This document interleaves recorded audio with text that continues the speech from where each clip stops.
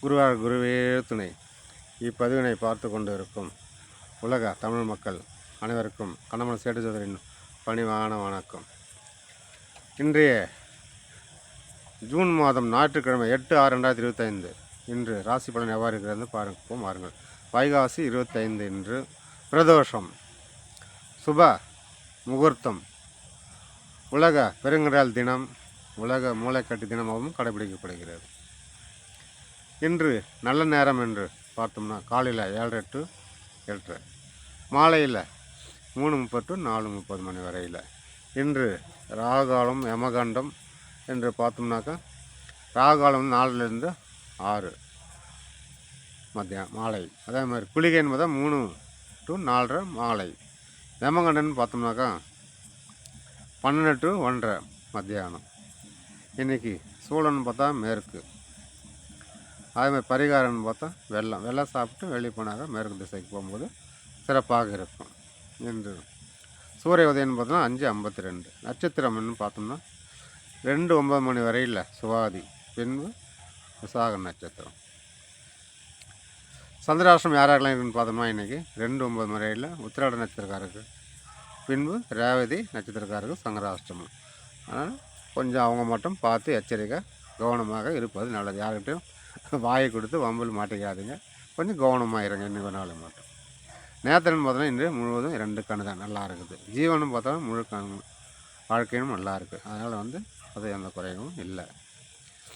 அதே மாதிரி இன்றைக்கி கோச்சார கிரகங்கள்னு பார்த்தோம்னா நம்ம கோச்சார கிரகப்படி மேஷத்தில் சுக்கிரனும், ரிஷபத்தில் சூரியனும், மீனத்தில் குரு புதன் இணைந்திருக்கிறார்கள். அதேபோல் சிம்ம ராசியில் பார்த்தோம்னாக்கா செவ்வாய் கேது இணைந்திருக்கிறார்கள். துலாம் ராசியில் சந்திரன் வந்திருக்கிறாரு. கும்பத்தில் ராகு சனி இருக்கிறாங்க.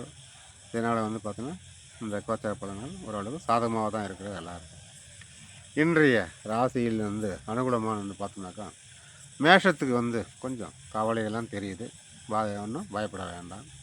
ரிஷப ராசிக்கு ஏதோ வரவு, பண வரவு, பொருள் வரவு, இந்த மாதிரி உறவினர் வரவு, இந்த மாதிரி ஏதாவது ஒரு வரவு இருக்குது. மிதுன ராசி பார்த்தோம்னா கொஞ்சம் தாமதம் தான். எல்லா விஷயமும் கொஞ்சம் தாமதம் தான் இருக்குது. கடக ராசி பார்த்தோம்னா பிரீத்தி கொஞ்சம் யோசிக்க வேண்டிய விஷயந்தான்.